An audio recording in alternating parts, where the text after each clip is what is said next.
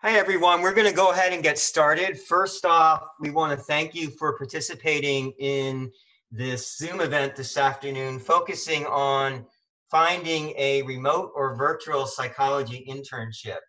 My name is Steve Young. I'm an academic advisor in the psychology department, and I also am the go-to person for anything and everything undergraduate psychology internships. We hope that you and your loved ones are staying healthy and safe during this challenging time and such. I think more than ever, when you think about being a psychology major, we need you more than ever right now with all the things that are going on in the world. I've been here at Maryland now for 9 years as an advisor in the psych department, and what I have seen from psych majors is that you are problem solvers, you are change agents, you are critical thinkers, you are future helping professionals, and not just with the COVID-19 that's happening, but also with the social injustices we're seeing with police brutality and racism. We need you more than ever to actually apply a lot of the skills that you're learning in the classroom. And one of the best ways to do that is through an internship.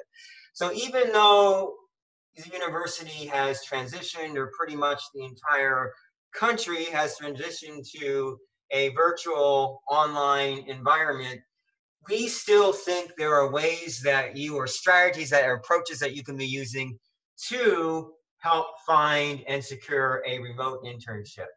So we're going to start off by focusing on accepting the reality that is upon us right now. We know that COVID-19 really threw you all a curveball in terms of not just your academics, but in terms of your summer plans and maybe your plans for the fall and careers that you might be thinking about for yourself.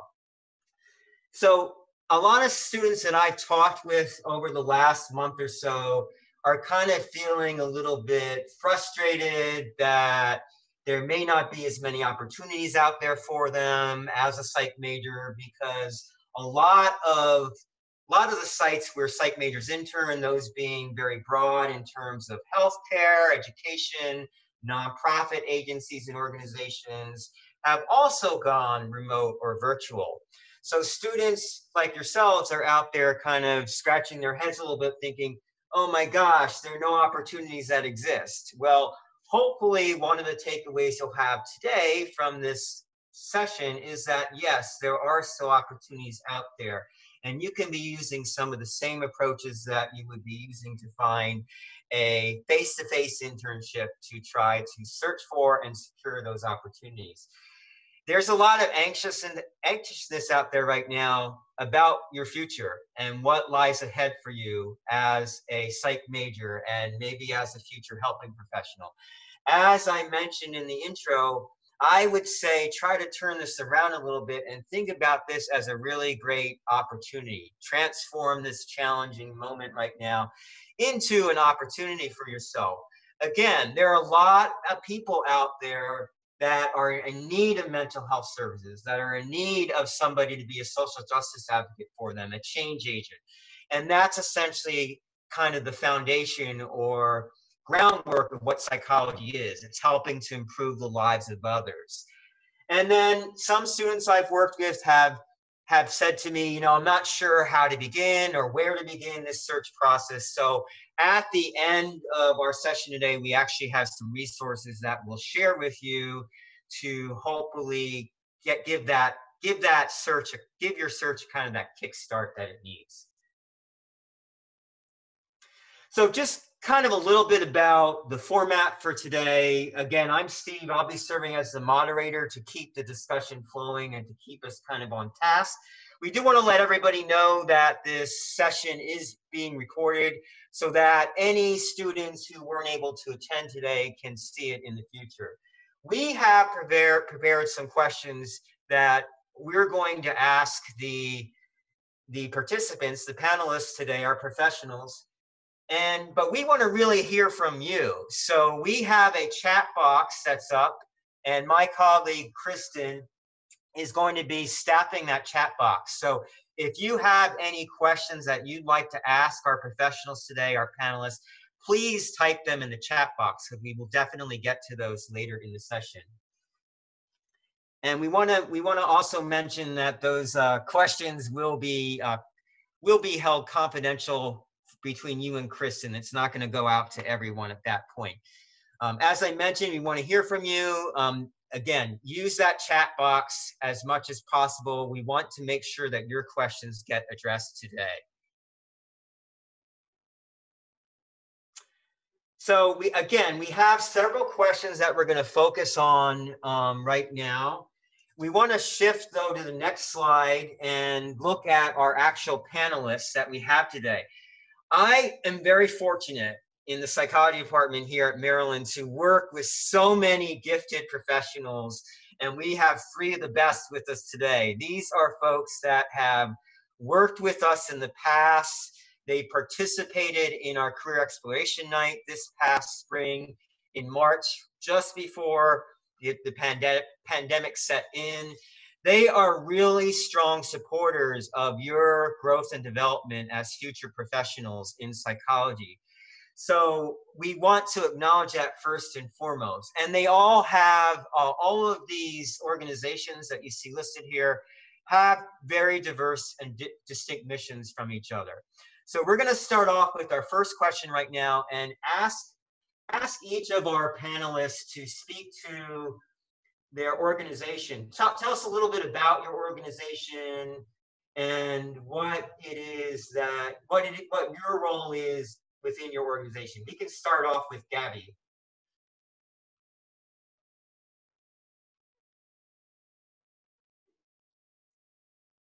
Oh, I think she's still muted. Thank you. All right. Hello, students and the UMD staff and the rest of the panelists. Thank you for having me today, Steve.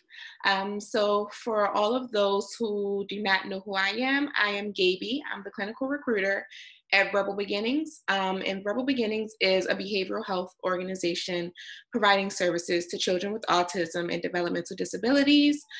We work with children between the ages of 2 and 18, providing in-home as well as center-based services for them, helping with communication skills, social skills, and just basically giving them those foundational skills that they'll need to be successful when they go to school and as they grow into adults and things like that.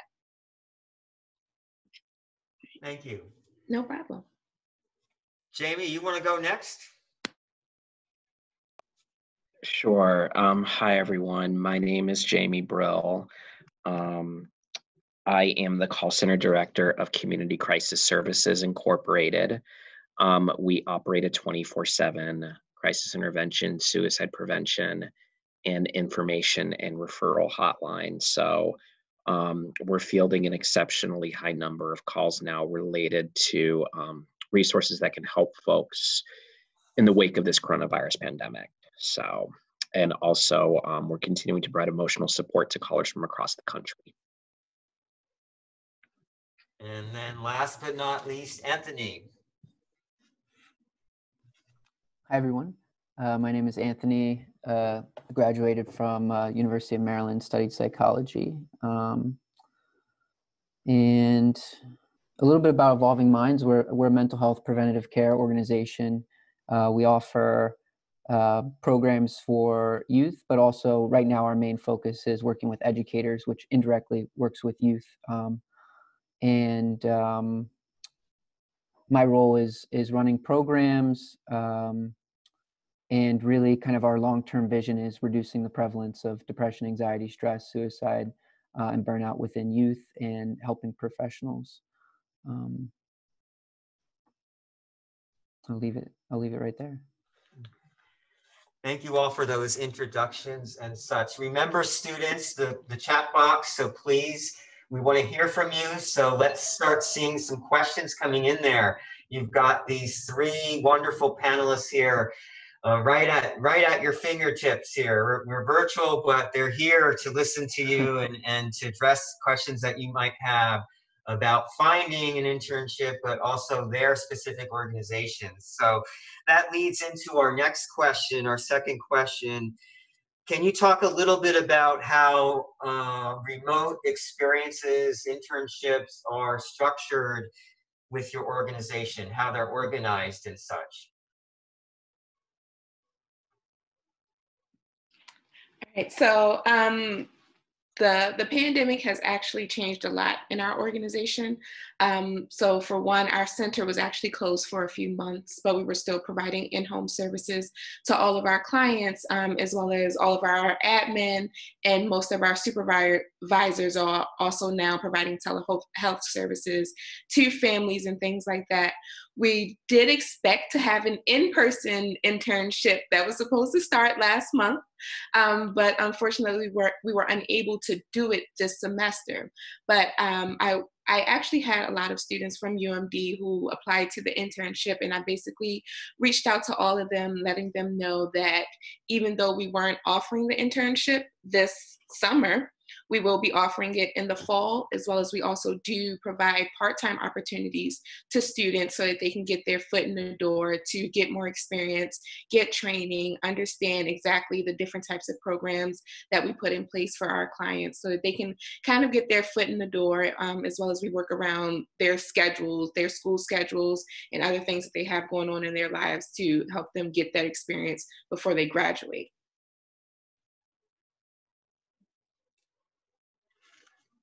Jamie? There we go.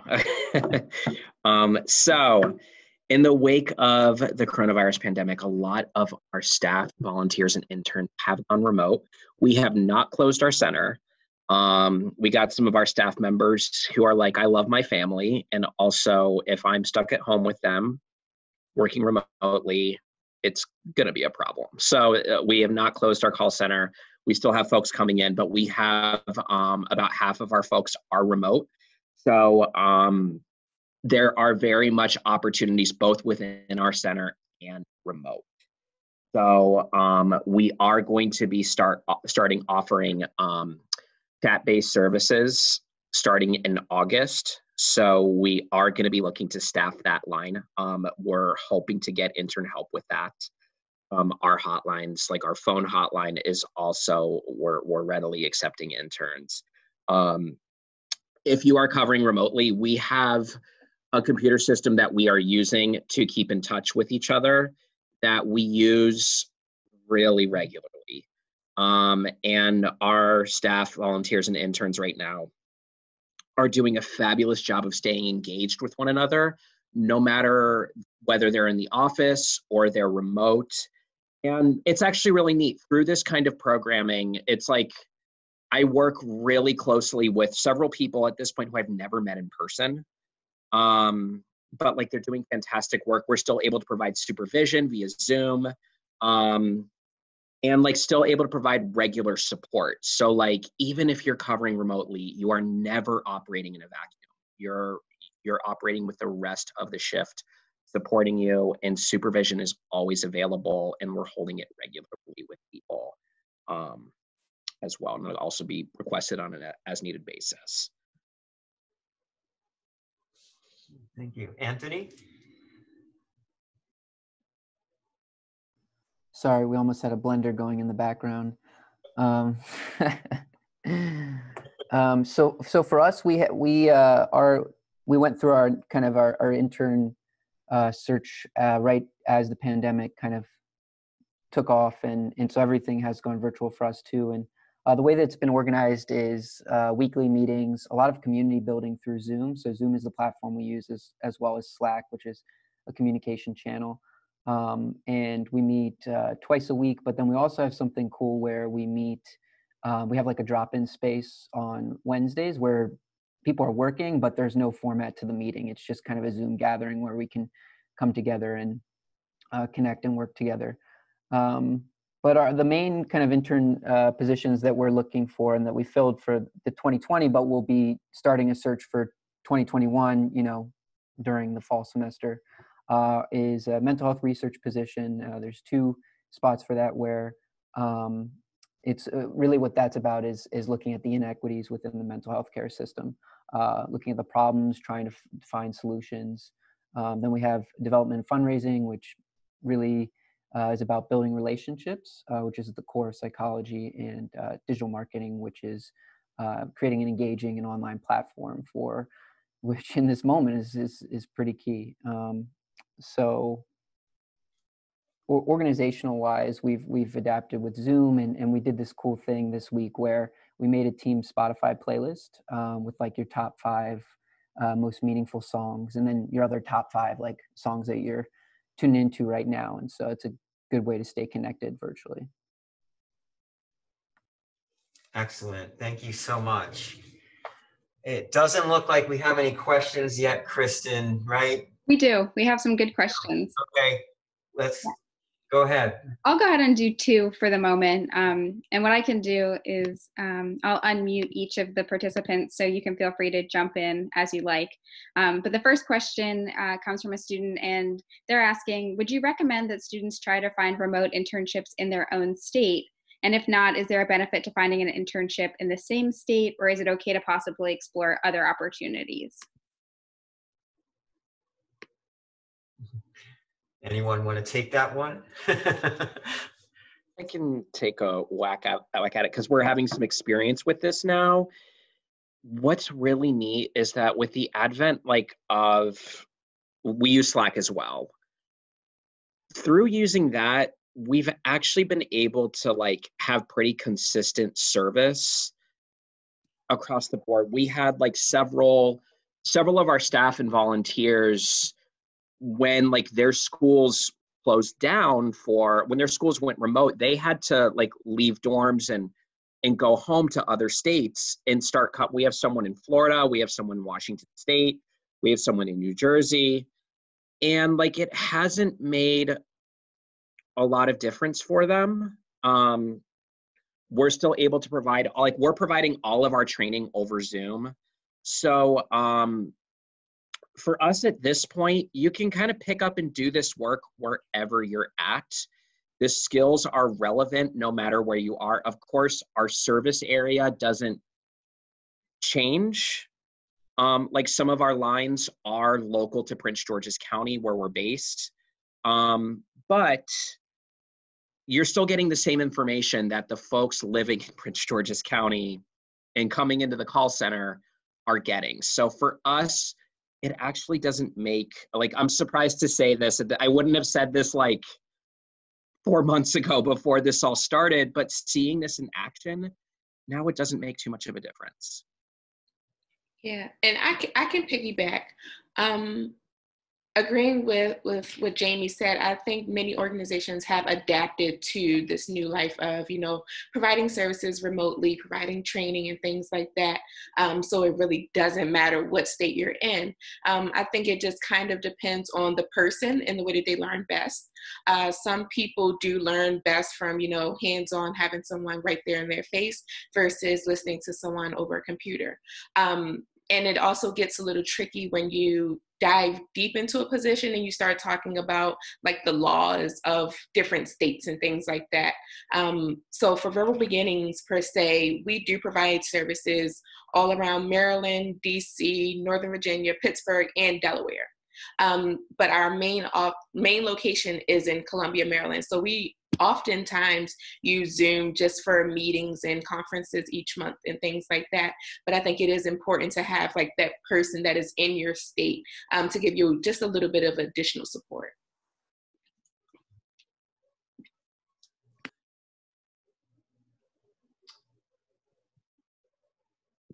Great, thank you. And I'll ask one more question for the time being, and that is, an underclassman is wondering, are internships at your organization typically available just for upperclassmen, or could freshmen and sophomore apply as well?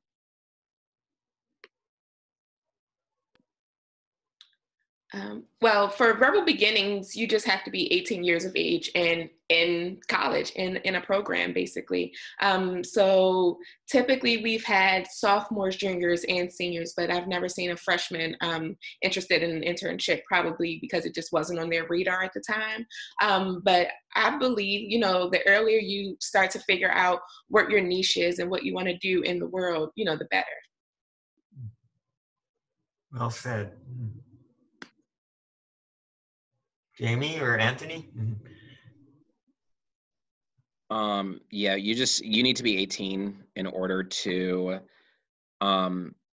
intern with us. In order to be on our team, you have to be 18 typically. We've made some exceptions. So if you're a rock star who happens to be under the age of 18, you just have to be on site with the supervisor. That wouldn't really be like a remote opportunity, unfortunately, but anyone 18 above, absolutely. Freshmen, sophomores, juniors, seniors, we have kind of all this round, and I think it's really awesome, and it creates a number of different perspectives. And I'll just throw in, Kristen, if you're looking to do the internship for course credit, the university or the psychology department does require you to have completed 9 credits in psych, 9 credits of psych. So sometime even I've had sophomores do it. I don't think I've ever had first-year students do an internship for credits, but depending on what you're bringing in with AP credit and such, it might work out. So yeah. Great. So please continue to send your chats my way. There'll be an opportunity again in a few more minutes for me to share some of those with the panelists. Thank you, Kristen. So our next question is kind of focusing on the application process and what students can do to prepare to make themselves competitive for particularly a remote internship. Do you have any advice as to how they can make themselves competitive and how it fits in with your app? You can talk a little bit about your application process and how that works.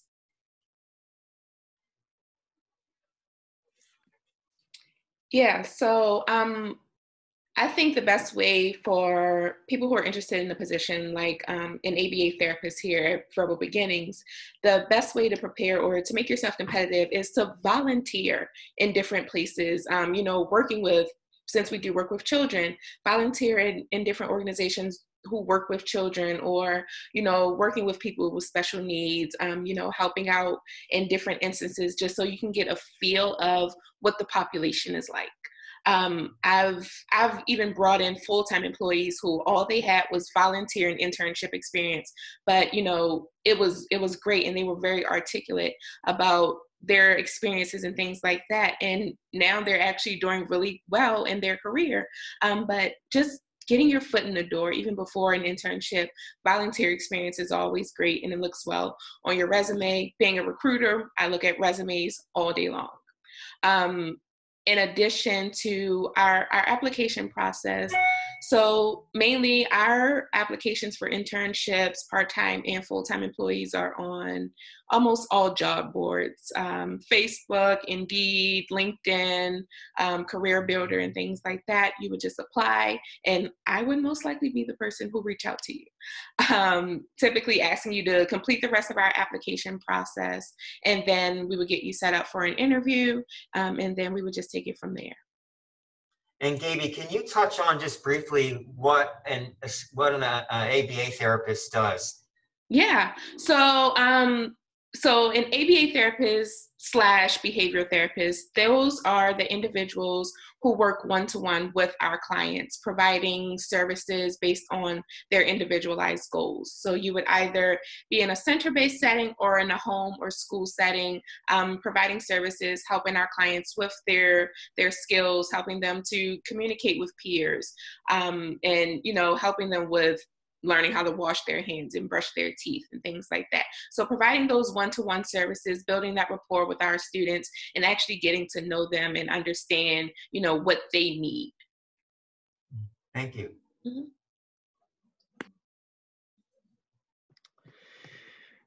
So I'm thinking hard about this question, because I'm thinking about the kind of what I'm looking for when I'm recruiting people, and I'm not so much looking for experience. I in our field, it's so interesting for crisis hotline work.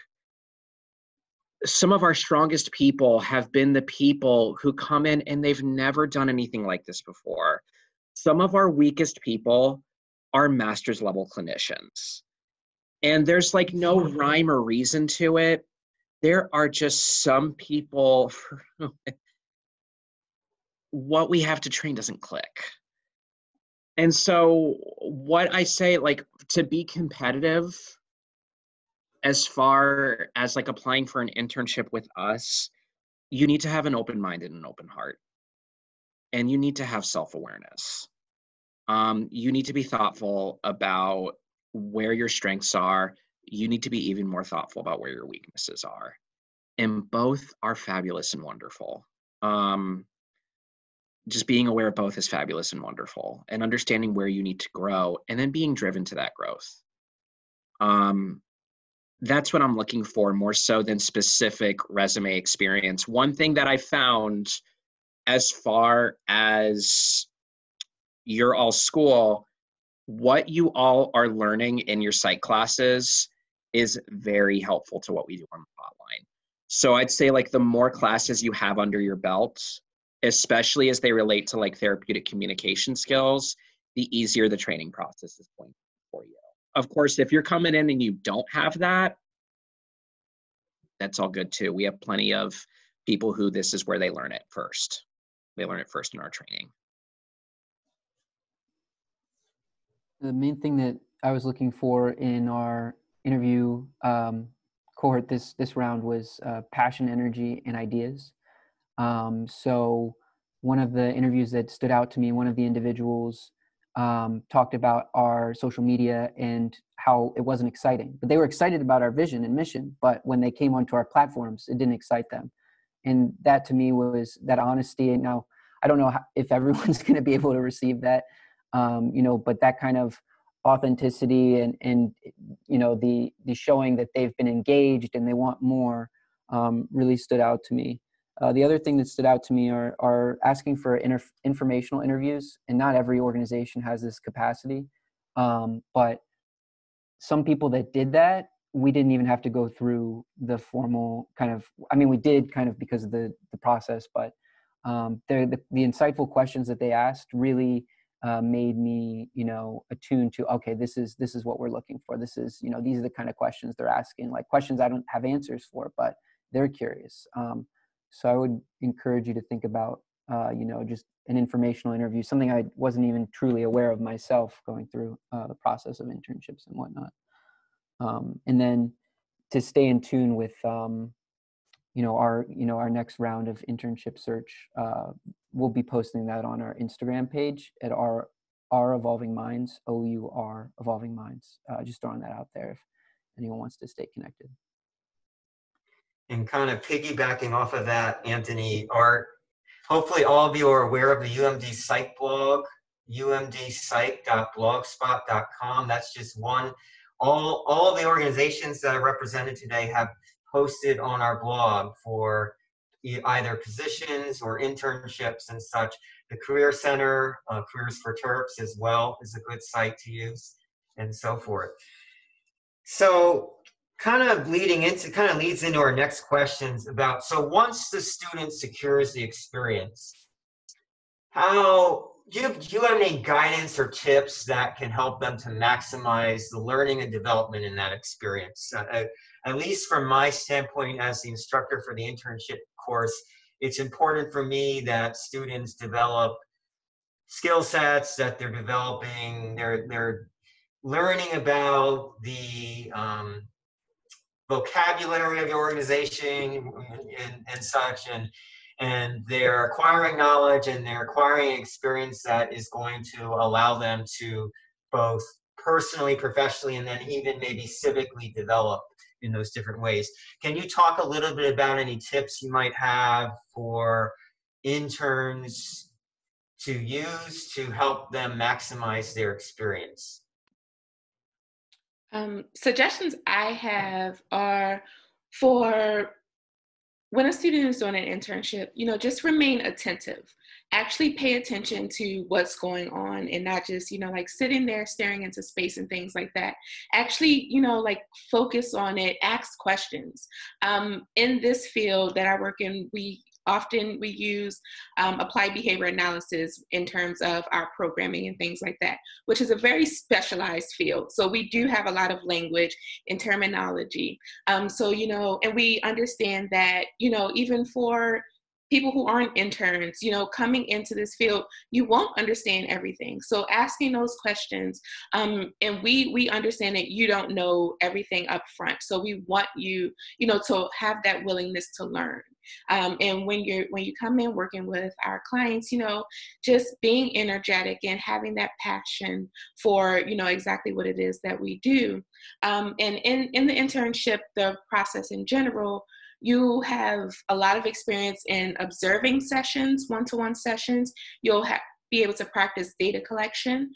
You'll get an opportunity to be one-on-one with clients while someone is observing you and teaching you how to read treatment plans and how to run protocols, how to collect data and, you know, manage behaviors and things like that. There's always someone there with you to help you learn a little bit more, but you get that hands-on as well as that observation experience.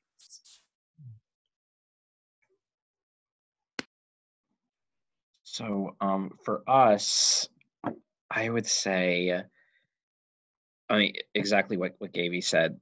Please pay attention. Please listen. That's like my hashtag I'm putting out to my staff. Hashtag please listen. We can solve a lot of our problems, a lot of our confusion if folks listen. I love my team. Some of my team is fiercely independent, and they're like, no, I'm not hearing that. I'm like, that's cool. Please listen. So absolutely. And for us, it's be loud, make yourself heard in the training, ask questions. One thing that's difficult in the Zoom medium is that, like, it's easy for people to just kind of hang out in the background and not say much. First of all, that makes training really awkward for me. Secondly, it's just, you know, people are feeling a little less willing to make their voices heard. Please don't let the medium stop you from making your voice heard and asking questions if you don't understand something, sharing a relevant experience as it applies to the training. You know, I always tell people in training, if you have a question, it's like one of your colleagues has a similar question, don't be afraid to ask. And then once you're on shift, blow up that Slack channel, like blow up our group chat with questions, say hello to everyone, be obnoxious and extra, like get to know people, even if you're remote, like especially if you're remote, make sure that you're interacting with your colleagues at least via the Slack channel so that you're supporting each other. We find that the better connected people are with other people within our program, the more they seem to get out of the learning experience. The folks who don't seem to get as much are the people who are not really communicating regularly with others, and are just really passive in the whole process. And I know, of course, some people are more, that's just kind of more their energy, like that's more who they are. But like this is an opportunity to really come out of your shell and make your voice heard so that you're getting your need. I think what comes to mind is like a sponge, you know, soaking it all up. And also it is probably super challenging to take initiative in these moments through Zoom. But there's just such a great need at every level, you know. So many nonprofits are really struggling with budgets and revenues and staff. And so I think asking the questions like, how can I support you? What support do you need? And finding the gaps can be really impactful and helpful in a time when there's a lot of chaos.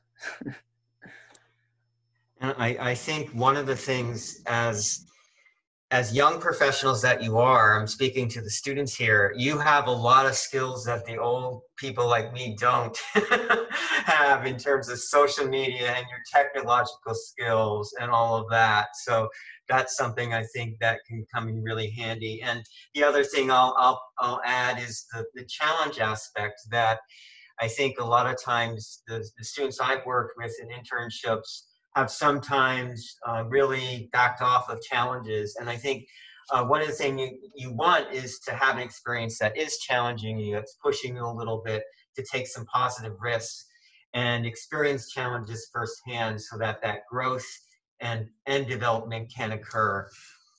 So Kristen, do we have any more questions? Hopefully. Yes, we've received quite a few. Okay, great. So a few students have asked similar questions, so I'm going to try and cobble them together. Our panelists have talked about the fact that with training happening online and potentially the entire internship happening online, students might need different sorts of qualities or abilities.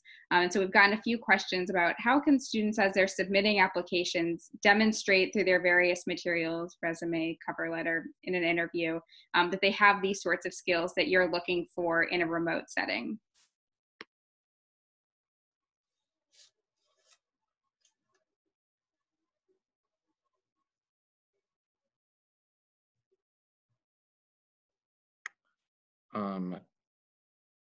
Take a whack at this one. So that's a great question. Like come to our Zoom interview prepared with, with having done research on our organization, and the questions that we have, answer them honestly. We're going to be asking directly about these qualities. Like we're going to be like, this is what we're assessing for. Like we're assessing for certain qualities. We're assessing for how empathic you are, like how self-aware you are, and also how resilient you are. And also your ability to work somewhat independently. This doesn't require just strictly independent work by any means, but there is, like, to an extent, there are certain things that you just have to be doing on your own. So we're assessing that during the interview process. When you complete an application for us, put thought into the application. The application has some narrative sections. It's the more info that you can put into that and the more that you can say, I think the better. To just like demonstrate, just like give a snapshot of who you are and what motivates you and where your interests lie and like what you're hoping to get out of an opportunity with us.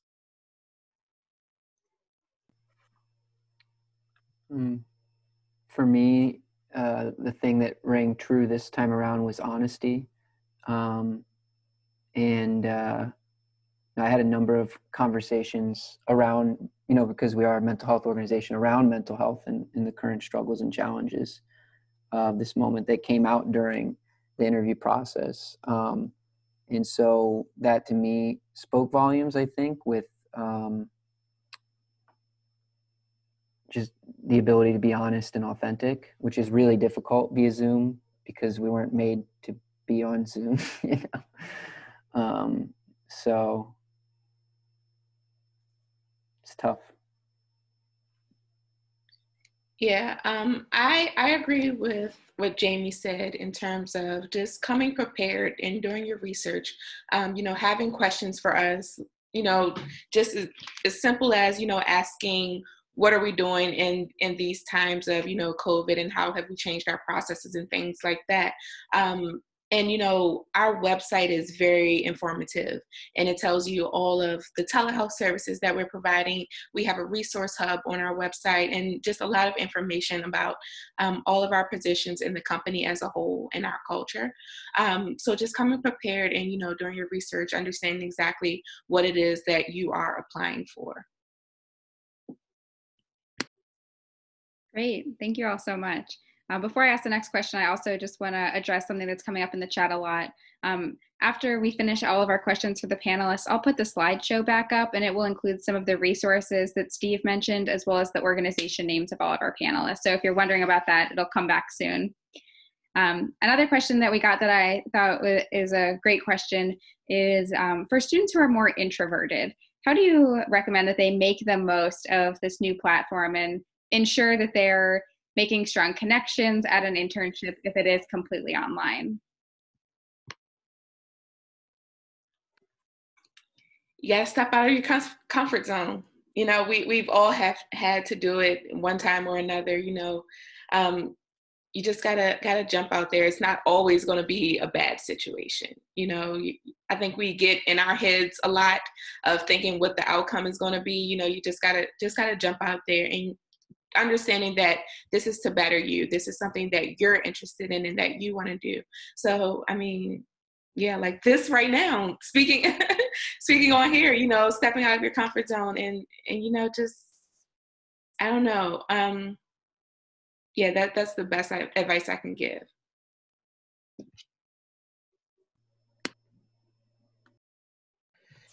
This may not. I piggyback on that. Oh, I'm sorry, Anthony. Go for it.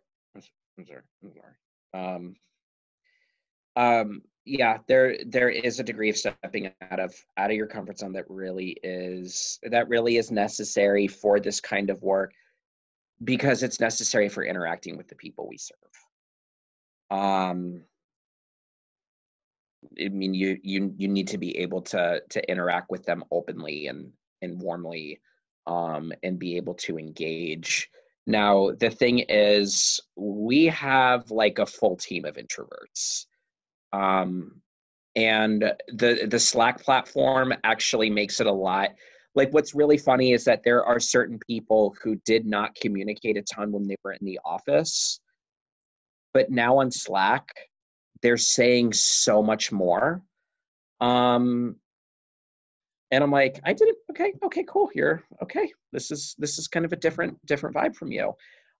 So like, we have that kind of alternative platform on which to communicate that I think a lot of people find easier, because it removes, I think just like removing the face-to-face component can be somewhat more manageable for people who, really identify as being more introverted.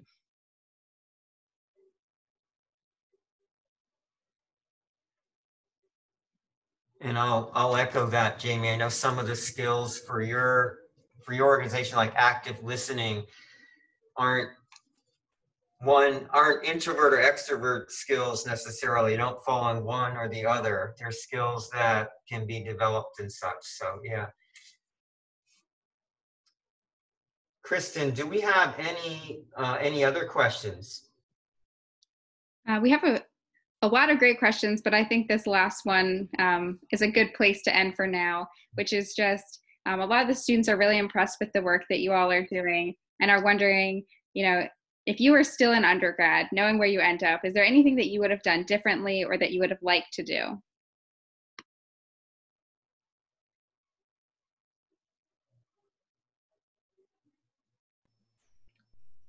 Go ahead. I just will share that my trajectory has always been super uncertain. I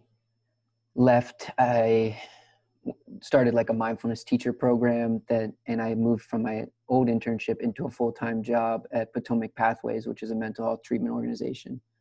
And then I was let go in last year. So it's just been a bumpy ride, just kind of seeing where it takes me. Now we're with this nonprofit where, every day is a little uncertain as well. So I don't know if that provides comfort or anxiety. But I also forgot the question. So now I'm just rambling. The question was, would you have done anything differently in undergrad, or is there anything that you would have done?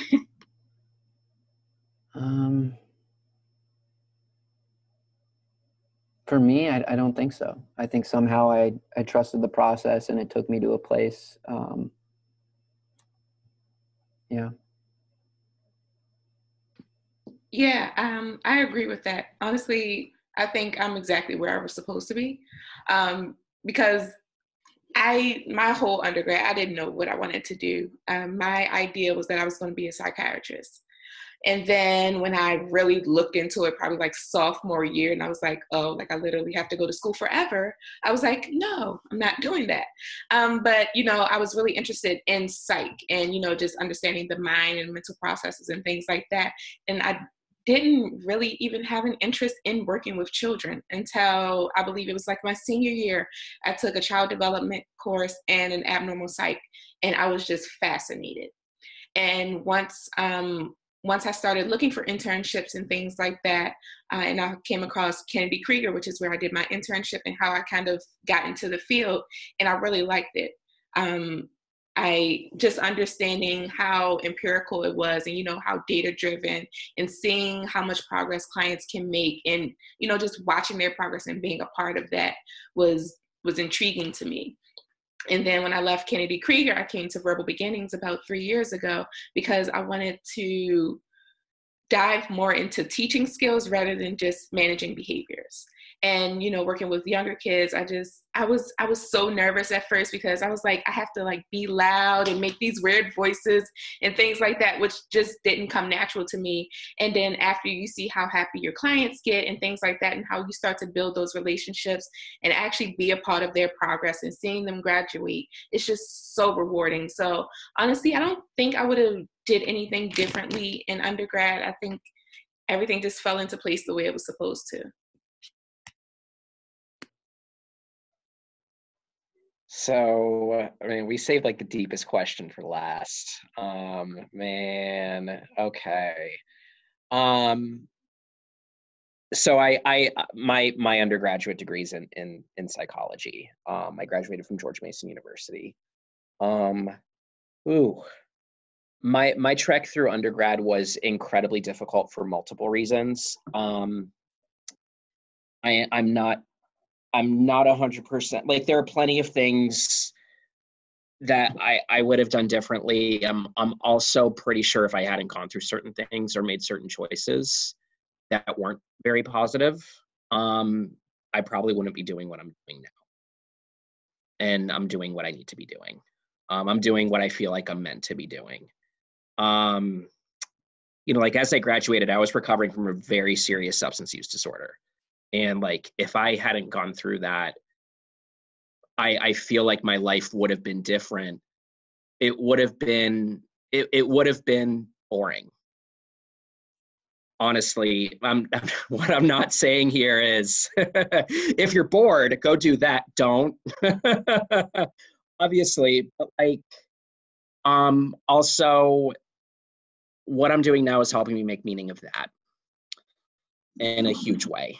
And so what I think I would have done differently is believed in myself more sooner and understood my own capacity sooner. I was actually talking to my undergraduate advisor when I was at Mason, and I had the original idea of getting into a clinical psychology PhD program. And I was like, what should I do to like bolster my resume? And he was like, oh, you should work at a crisis hotline. And I'm like, okay, well, this conversation just took a turn. Why are we what? Like, it's just like, I was expecting a much different answer. And I was like, oh my gosh, no way. Like, I'm too messed up. I'm too weird.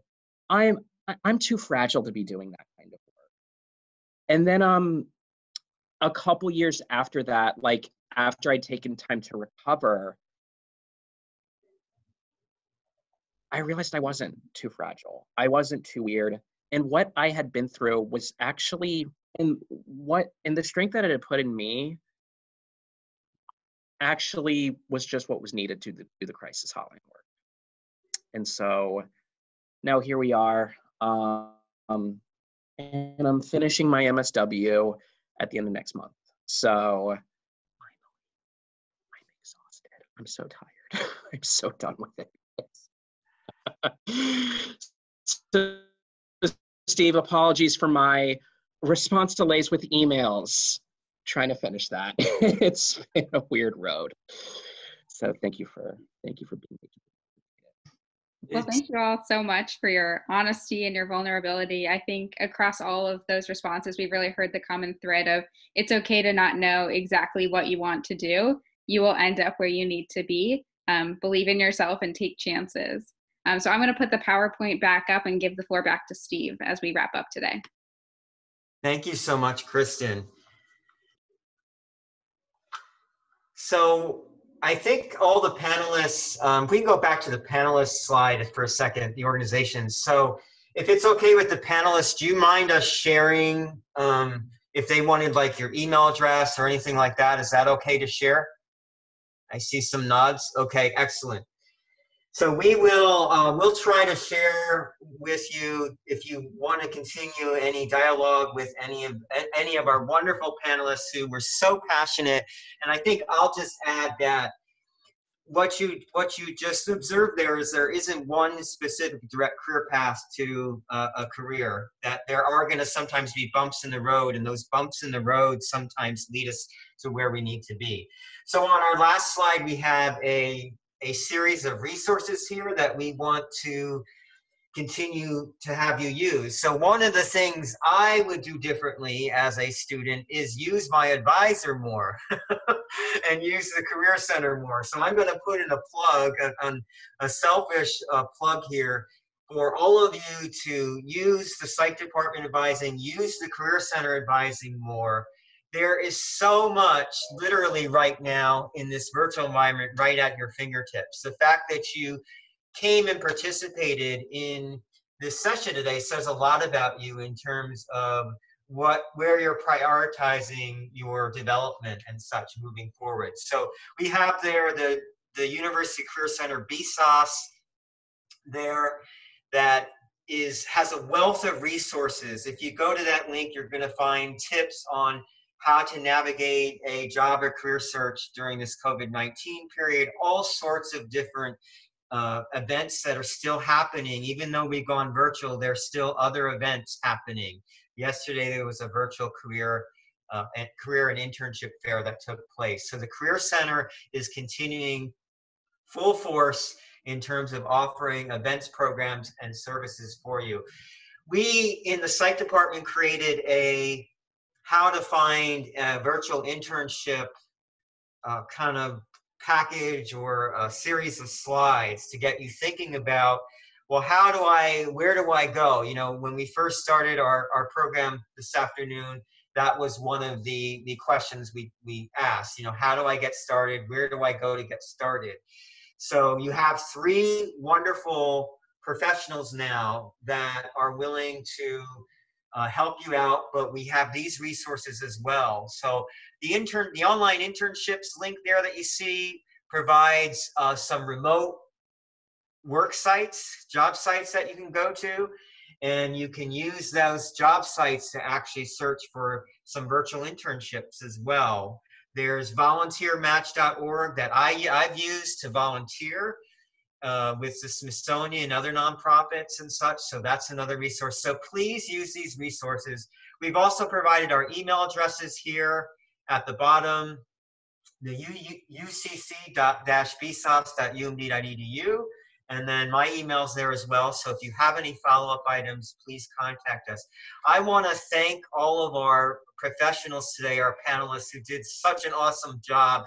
We can give you a virtual applause, so to speak, for taking time out of your schedules to be with us. I feel like the guidance, you know, I'm a little biased because I'm very big on experiential learning. So I feel like when I was in college, I learned more from these types of sessions than I did probably in my academic classrooms, but nobody has to quote me on that. So we want to thank Gabby, Anthony, and Jamie for being here with us today. And again, we'll try to get you their contact information if you'd like to follow up with any of them in the future. Thank you all for your participation today in this. Thank you for working with us. This is our first virtual event that we've done in the Psych Department in terms of career development and internships. So we thank you for your patience today, and we want to wish you all continued health and safety as things move forward. So thank you again for attending.